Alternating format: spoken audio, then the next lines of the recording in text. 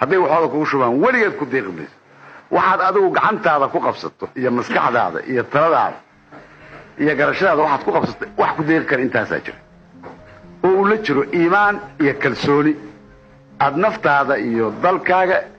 iyo diintaada aad ku qabto wax kaloo ku deeqi karaa ma jira Soomaaliya dantaada u jeeso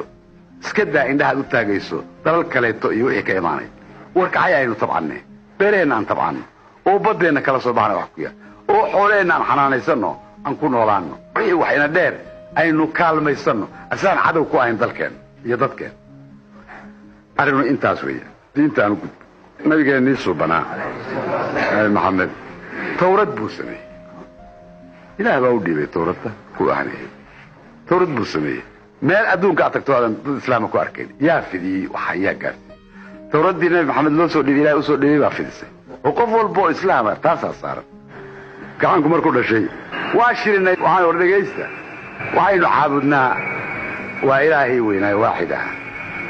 wuxuu inoo soo mariyey oo inoogu sheegay dariiqaan raacinayna kitaabkiisa kariimka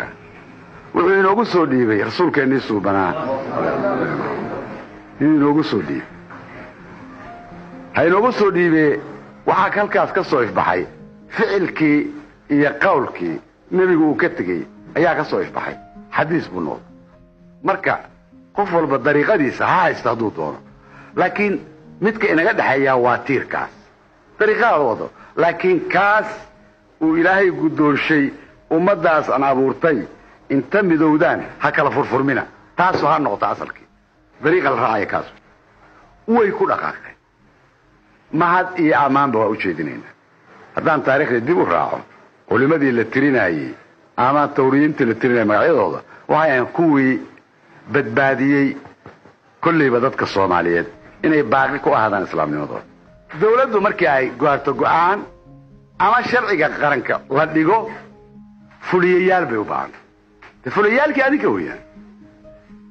waacidinta weeyaan dariiqooyinka weeyaan madaxda masaajidka weeyaan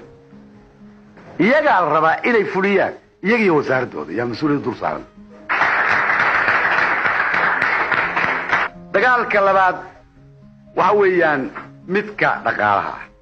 waad ogtiin macaashadu meesha ay sii marayso haddaynaan annagu inta marada dhexda ku xiranno adkaysanno aynaan tabcinna weligaan ka bixi mayno gun iyo gacan horsi baan u dhammaanaynaa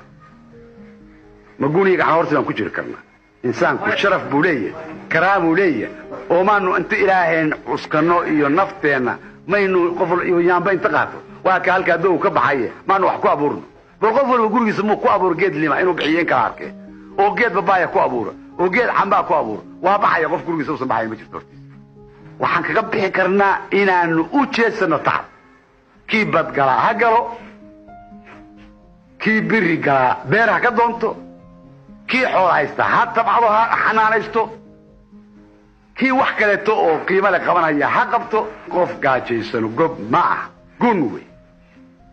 wixii la rabo iyo dantii la rabaa laga samaystaa oo maxaanu nagu kalifaya inaanu saas u gurowno dadkeenna inaan jahayna doonaya innagaa rabaa inaan jahayno tan saddexaad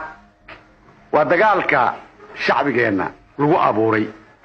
in maanta 16 sano kadib oo dulligii foosh xumaa aynu ka soo baxnay dad ahaan iyo qaran ahaanba haddana la doonayo dib in loogu celiyo qabiilkii xumaa